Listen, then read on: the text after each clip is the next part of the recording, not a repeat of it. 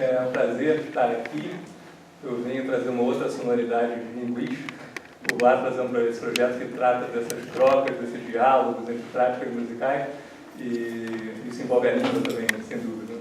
Então, venho trazer aqui o meu sotaque carioca, do Rio de Janeiro, para falar um pouco sobre um projeto que eu já venho desenvolvendo há algum tempo e que traz uma dimensão mais sobre arquivos sonoros, quer dizer, como é que esses arquivos sonoros eles demonstram essas práticas, essas trocas, já desde muito tempo. E eu vou falar mais especificamente de um formato sobre o qual eu venho trabalhando já há muito tempo no Brasil, também no Rio de Janeiro, que é o disco 78 Rotações. Né?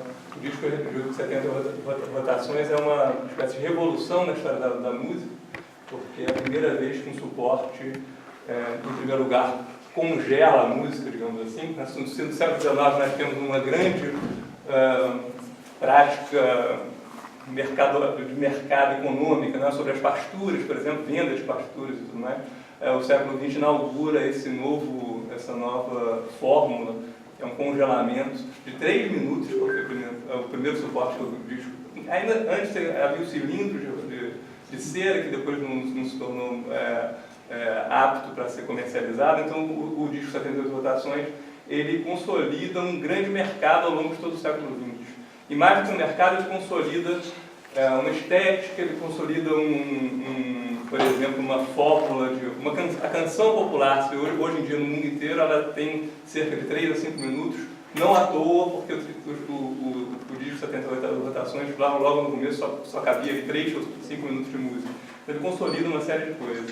E eu vim falar mais especificamente sobre esses trânsitos, esses diálogos, numa coleção específica, que é a coleção, é o acervo José Moça, que está da Universidade de Aveiro, que é uma das maiores coleções de Portugal, nesse formato de 78 rotações, uma coleção riquíssima, com mais de 5, 6 mil discos. E eu vim estudar justamente esses artistas que cruzaram o Atlântico bem no início dessa indústria fonográfica, e falando mais especificamente das primeiras décadas do século XX, artistas pouco conhecidos, na verdade, hoje em dia, pouco referenciados, tanto pela historiografia musical no Brasil quanto em Portugal, e foi um prazer fazer essa imersão nesse acervo para descobrir esses trânsitos e essas práticas musicais. E esse é um processo que envolve muitas partilhas, mas também muitos estereótipos, muitos estranhamentos. Eu vou falar um pouquinho sobre isso de uma maneira muito simplificada. Né? Me fascina também a questão dos 78 rotações, porque, como se falava aqui, por exemplo, do Facebook como um arquivo, né? e sem dúvida vai ser um arquivo cada vez mais estudado, os 78 rotações ele representa um grande arquivo dessa memória sonora, desses diálogos, mas que só muito recentemente foi reconhecida como tal pela musicologia, pelos estudos em música, né? Acadêmicos, digamos assim. Isso tem uma razão no Brasil, e acredito que aqui em Portugal também. Normalmente essa música era identificada como música popular, popularesca, a gente usa esse termo no Brasil aqui, acho que é popularucho, não sei. Enfim, pelos intelectuais brasileiros, por exemplo, do modernismo e tudo mais, essa era uma música vista como de menor valor, que não mereceria ser alvo de um estudo mais acadêmico sério. Né? E acho que aqui em Portugal se dá o mesmo processo. Então, esse processo de descoberta dessas coleções, aliado a isso, talvez também por isso, não houve, nem em Brasil, nem em Portugal, políticas públicas voltadas para a preservação dessas coleções. Né? No Brasil, se nós temos hoje um catálogo geral de discos 78 rotações, isso se deve à ação de colecionadores particulares que preservaram grande parte desse material e que hoje em dia, e continua a não haver, infelizmente, nenhuma política pública relacionada a isso. Portugal também é um país que bem, agora muito recentemente, parece que foi dado o pontapé inicial para o estabelecimento de um arquivo sonoro, né, de um arquivo nacional, como outros países já têm, Berlim, a Alemanha, a França, já tem grandes arquivos sonoros, como bibliotecas sonoras, digamos assim, representando, né, esse acervo sonoro. Então, isso tudo é um saber muito fragmentado. Então, essa pesquisa, para mim, foi uma forma de procurar entender como é que vários desses artistas no início do século estavam em constante trânsito. A gente tem muito essa ideia de globalização como se algo muito recente, mas esses trânsitos já ocorriam desde muito, e a fonografia demonstra isso, na verdade. E eu vou falar especificamente sobre, vou pular aqui várias coisas que eu já falei, só para ser um pouco mais rápido, mostrar um pouco dessas problemáticas, dessas questões que guiam essa pesquisa, né? Então, elas estão aí colocadas. De que forma a análise das gravações do início do século pode nos ajudar a entender os processos de diálogo e trocas de práticas sonoras entre Brasil e Portugal? De que forma a fonografia ajudou a construir uma ideia de paisagem sonora compartilhada entre esses dois países? Que papéis exercem gêneros musicais tidos como locais, isso é muito interessante, como o machixe e o fado, por exemplo, nesse processo? A fonografia tem um papel primordial nessa transformação do local em algo transnacional, né? Então, os gêneros que são muito, por exemplo, o machixe é um gênero musical que nasce no Rio de Janeiro e que está associado a um bairro específico, que é o bairro da Cidade Nova, um bairro popular, um bairro proletário, que de repente, através não só da fonografia, mas também do teatro de revista e tudo mais, uma série de uma indústria de entretenimento, se transforma num gênero globalizado já no início do século XX, e aí o fado, eu acho que passa pelo mesmo processo, né? E finalmente, que papel exercem intérpretes brasileiros e portugueses, né? nesse processo de trocas e diálogos. Então, essa pesquisa, especificamente, nessa pesquisa eu pude localizar várias dessas gravações que demonstram esses diálogos. Não vou entrar em muitos detalhes, porque não haveria tempo aqui, mas de artistas brasileiros que já no início do século vêm para Portugal gravar e artistas portugueses que vão para o Brasil. O Brasil é um caso muito específico na América Latina. O Rio de Janeiro é a primeira cidade que tem uma gravadora, a Casa Edison, no Rio de Janeiro, que logo se transforma assim, na grande referência na América Latina. Em 1911, a Casa Edison inaugura a sua primeira fábrica, então são produzidos milhares de discos para toda a América Latina. Então há certamente uma atração desse mercado, né, de artistas portugueses que vão para o Brasil gravar fados, por exemplo, que são vendidos no Rio de Janeiro e em outros lugares da América Latina. E há também... O primeiro disco da Amália foi gravado. Exatamente, já bem depois, já na década de 50. Mas já há exemplos anteriores de artistas que não são referenciados, que são quase que silenciados nesse processo. Não sei. E aí é uma das questões, por que esses artistas foram silenciados de alguma forma? Né? Não sei se justamente pelo fato de serem artistas em trânsito e que não se identificam nem só com Portugal, nem só com o Brasil. Então há uma série de questões aqui relacionadas. Enfim, aqui tem uma listagem, quem quiser depois eu posso mostrar mais detidamente esses processos, mas eu queria falar justamente de um estudo de caso que é o machixe. O machixe é essa dança popular do Rio de Janeiro, e aqui eu trago um trechinho de uma reportagem de 1924 do Jornal do Rio de Janeiro, chamado O País, e aí eu vou ler aqui, que é interessante. O machixe será uma matéria sobre o machixe, né? Então o artigo vai assinar a matéria, mas diz o seguinte: o machixe será o aperfeiçoamento das danças trazidas pelos africanos em velhas eras? Será um misto de passos europeus e requebrados do jongo, que é uma outra dança associada principalmente aos escravizados da época, né? Então ele responde: não, o machixe é uma dança genuinamente brasileira. Ela foi, em tempos que já lá vão, a delícia dos frequentadores da Cidade Nova. A Cidade Nova é justamente esse bairro associado a uma classe mais popular do Rio de Janeiro. Essa é a fase mais grosseira da dança nacional. Surgiu, porém, uma geração de estética de dança, e o machixe caminhou para a perfeição. O machixe, chegando a esse ponto, atravessou o Atlântico e foi extasiado os parisienses. Porque, de certa forma, o Brasil sempre olhava para a França como um grande modelo cultural a ser seguido, e no momento que o machixe é aceito na França, isso se torna assim, um grande motivo de orgulho nacional. Eu tenho aqui Então,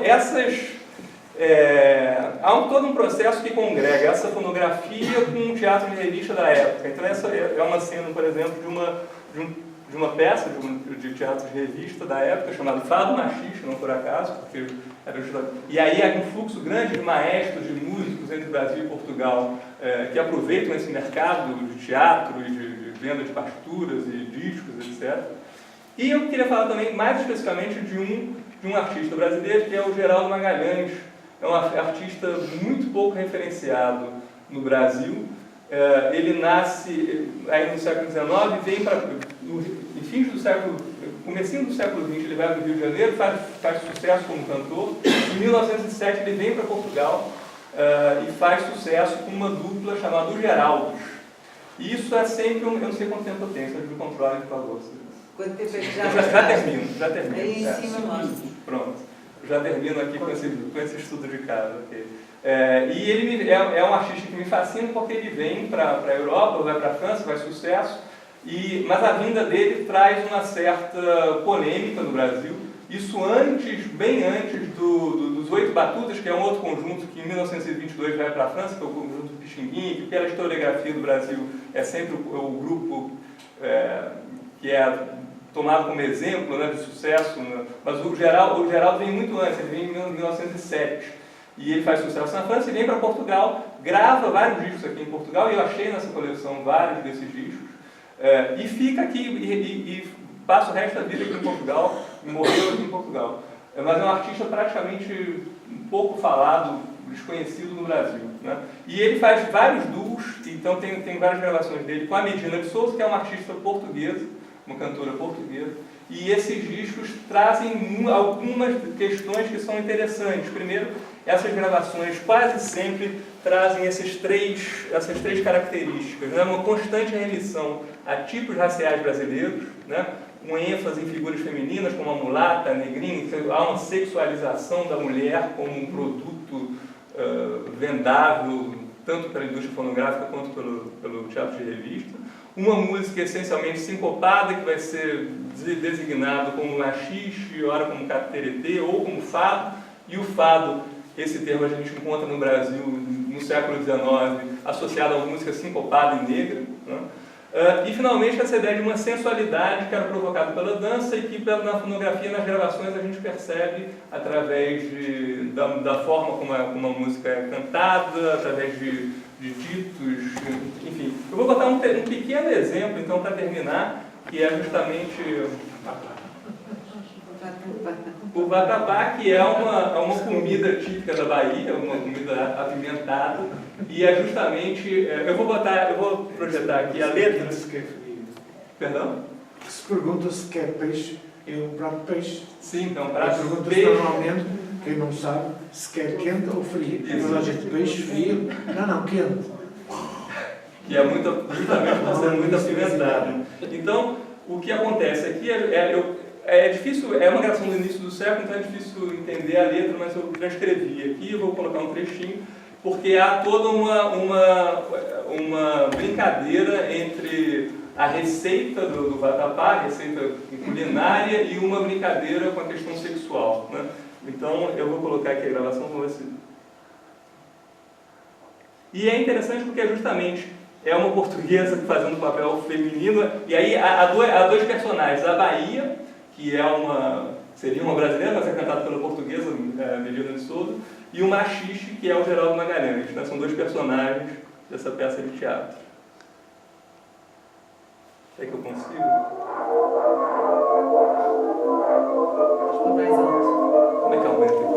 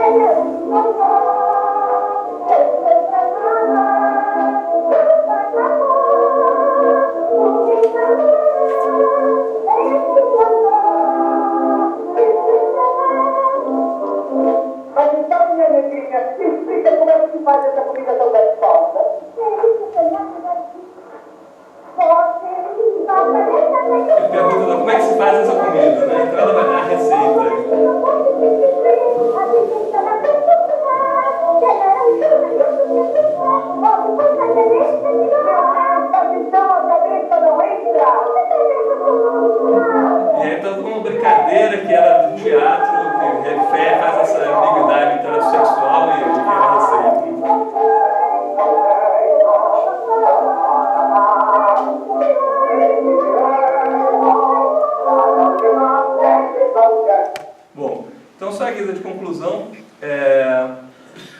eu acho que são 3 desdobramentos aí, né, que essa pesquisa traz.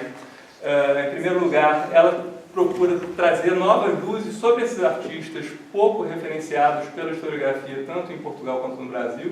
E aí eu falo não só do Geraldo Magalhães, como de outros, como a própria Medina de Souza, Nicolino Milano, que é um maestro de São Paulo, que vem para Portugal também, faz muito sucesso como arranjador e compositor. Raul Soares, que é um compositor, que é um cantor que vai para o Rio de Janeiro, também faz português, faz muito sucesso no Rio. Enfim, e vários outros, né? Analisar como esse processo era constituído não apenas por identidades e partilhas, mas também pela essa criação de estereótipos, né, de diferenças, de alteridades, como nesses casos específicos, entre o machista e tipos raciais brasileiros, aliados à ideia de comicidade e apelo sexual. E, finalmente, entender como é que esses processos, na verdade, são transnacionais, porque eu acho que, em grande parte, tanto no Brasil quanto em Portugal, os estudos sobre fonografia eles são estudos que ainda são calcados na ideia de Estado-nação, né? No Brasil ainda são estudos muito calcados na indústria brasileira e menos nesses trânsitos, na verdade. Então, eu acho que essa pesquisa, e por isso que se adequa aqui ao projeto Atlas, ela toma a fonografia não como um fator identitário da nação, de entender o machixe como uma dança nacional, o fado como uma dança nacional, mas como esses gêneros, na verdade, se constituem como trânsitos, né, entre uma perspectiva mais global. É isso, muito obrigado.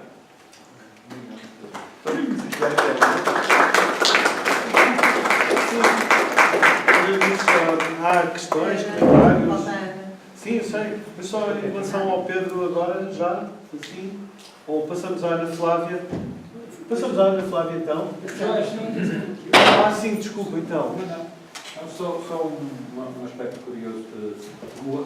Penso eu, a ideia do projeto inicial estava a focar os cordofones, e eu queria só perguntar se esta linha de extensão também vai envolver... Também, em relação à fonografia, há vários artistas de cordas que também fazem parte desse processo, né? Então, guitarra portuguesa, por exemplo, no Rio de Janeiro tinha uma presença muito forte no início do século e desapareceu totalmente, não sei exatamente qual a razão, mas há, por exemplo, vários artistas de guitarra portuguesa que vão para o Rio de Janeiro, assim como o estudante de corda do Brasil que vem também para Portugal. Então, certamente também engloba essa dimensão.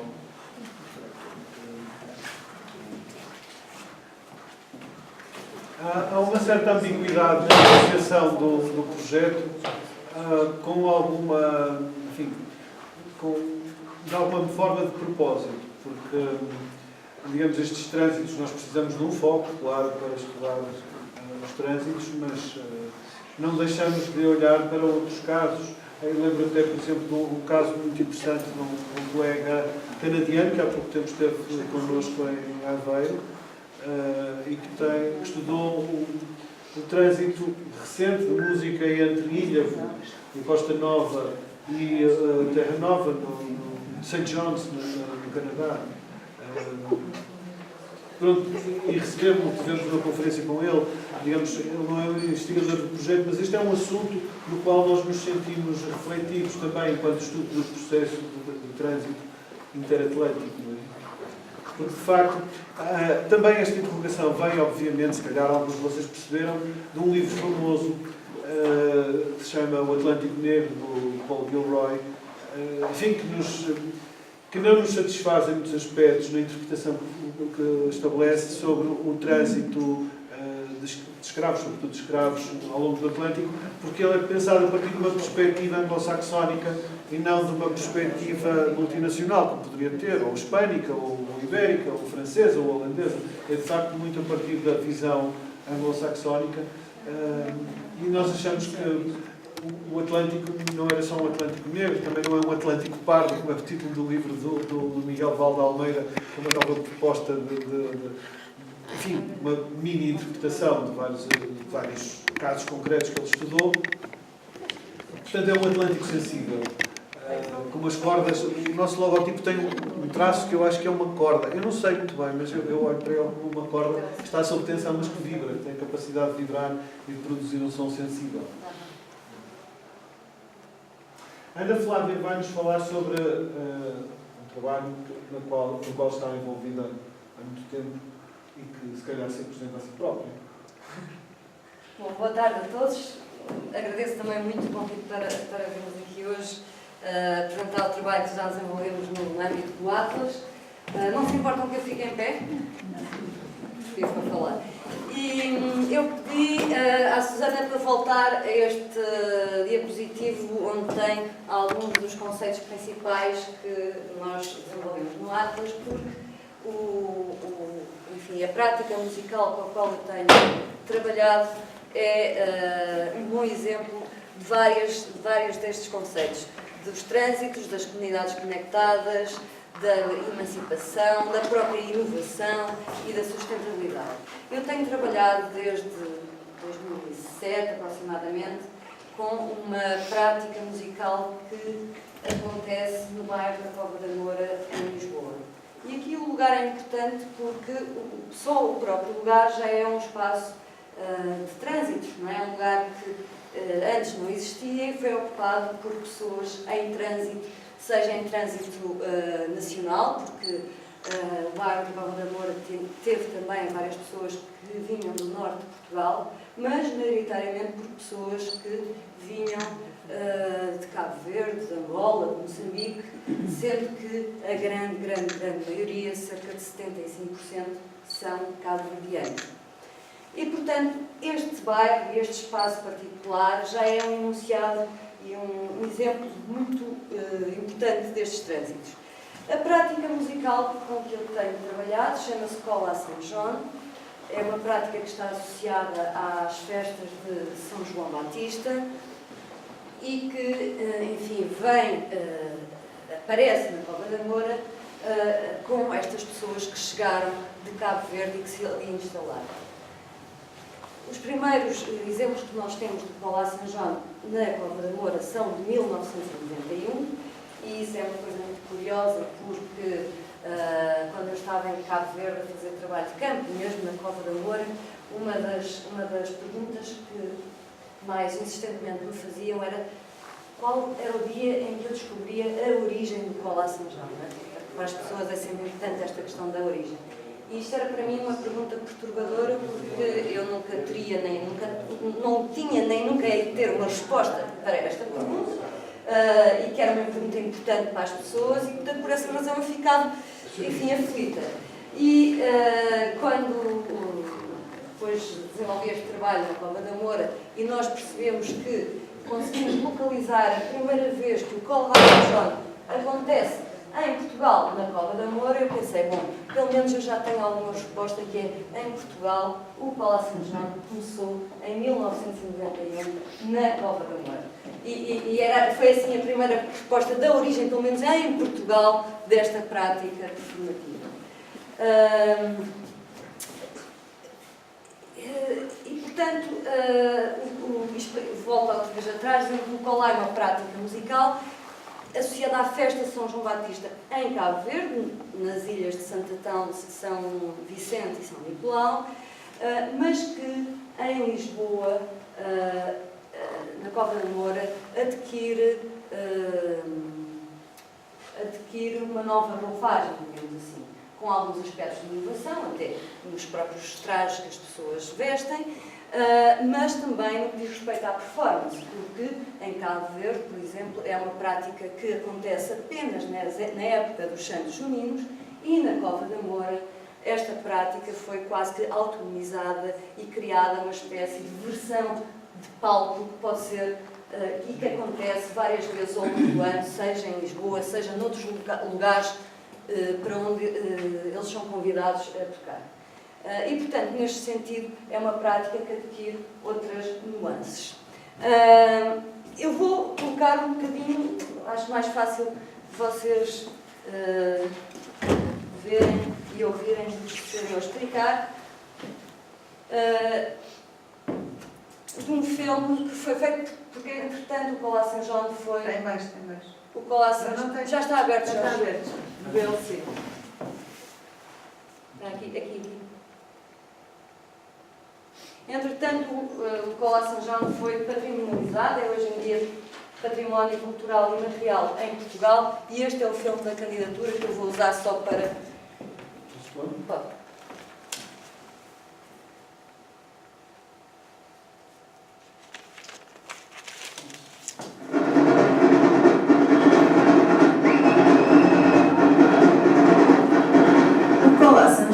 É uma prática performativa cabo-verdiana que viajou para Portugal após a independência de Cabo Verde, através de imigrantes que hoje residem fundamentalmente no bairro da Cova da Moura, concelho da Amadora. É preciso ver para crer. Este é o retrato escrito do bairro mais falado da TV. Aqui bem no alto, onde seis vila habitantes moram. Cova da Moura, situado nas periferias da Amadora. Entre Buraca e Tamaia, Giracaia. Aqui se encontra ela, bairro de gente da ex-colónia. Brancos e pretos, fulas e mestiços. A discriminação também existe entre os patrícios. Aqui parece África, a cultura está presente, ela respira, ela está viva. Daqui já ninguém atira.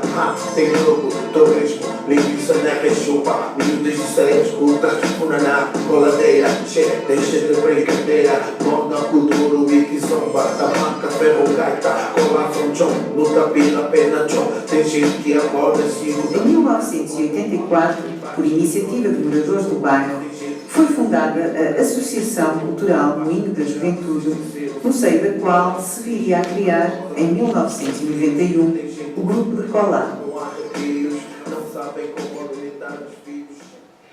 Eu sou a Maria Livramento Rodrigues, desde aqui da Cova da Moura, disto de 77, mas eu comecei a participar no grupo do Coração João desde 91. O meu nome é Rosa Luísa Silva do Rosário.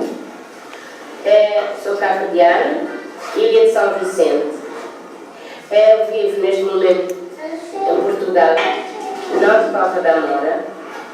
Eu sou do Coração João. Não existia de tamborete, as pessoas tocavam, não existia. Depois eu venho com o meu tambor de Cabo Verde.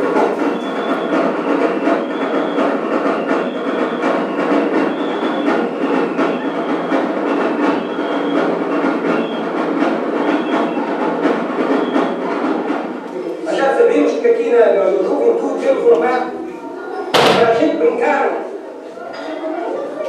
todo o ano que a gente tiver. A festa de Colá São João é celebrada em honra de São João Batista durante o mês de junho e incorpora uma prática performativa que inclui dança, música e artefactos. Cabe aos grupos de Colá articular estes elementos e construir com eles momentos ritualizados ao longo da festa.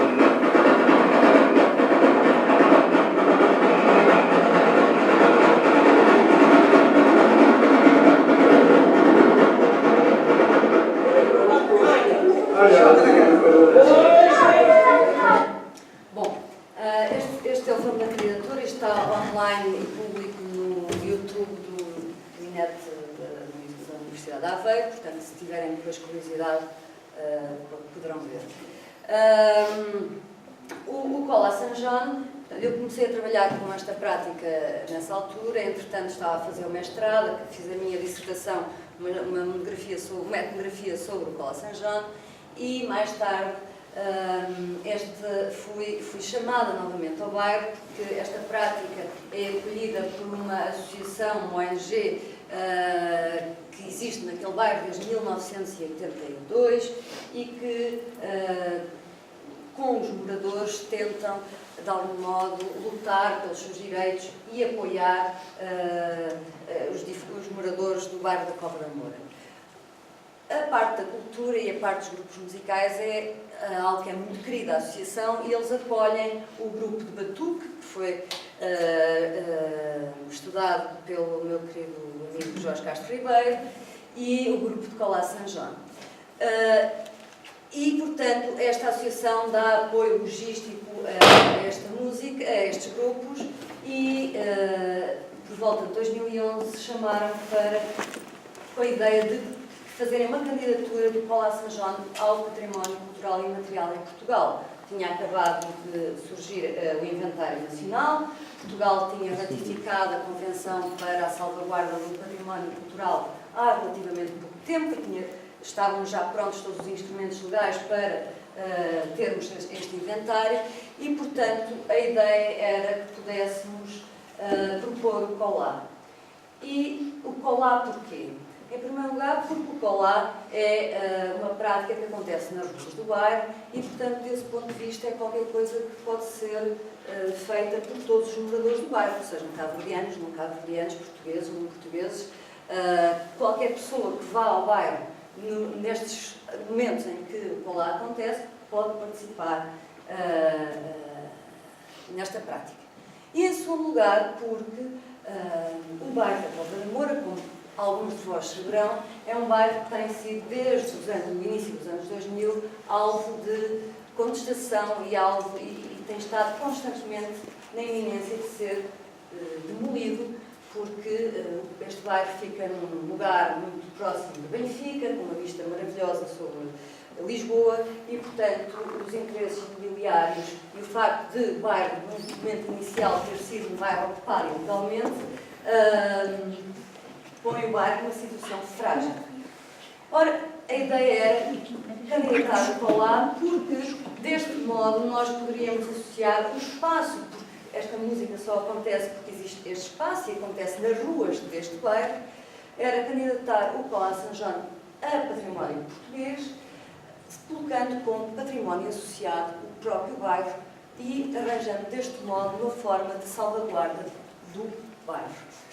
E foi o que aconteceu. Há aqui duas coisas curiosas. A primeira é que o Colá São João é a segunda prática a ser patrimonializada em Portugal e, portanto, de alguma forma é curioso que algo de matriz cabo-verdiana acabe por ser uma das primeiras bandeiras, digamos assim, do inventário português, não é?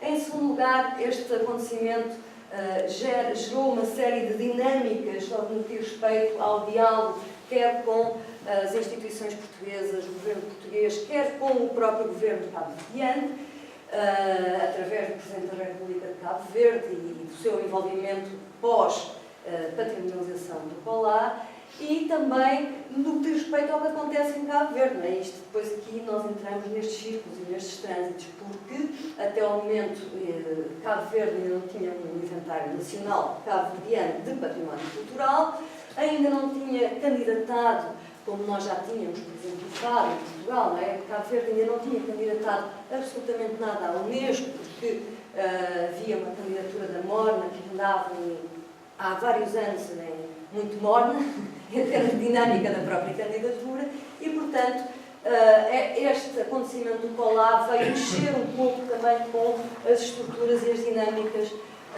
e as políticas culturais de Cabo Verde. Finalmente, porque eu devo estar também acima do meu tempo, não é? Dizer-vos que, se recordam daquele painel que apresentámos com os objetivos da Agenda 2030, e desta ideia de nós desenvolvermos projetos que tenham sempre uma intenção de transformação social. No meu caso, isso também tem sido algo permanente, enfim, no meu percurso académico. Eu gosto muito de fazer investigação, mas que essa investigação tenha algum tipo de impacto social e, portanto, este caso, o Colá São João tem esse impacto social, não é? Volto à questão do Jorge, porque todo este trabalho foi feito através das práticas de investigação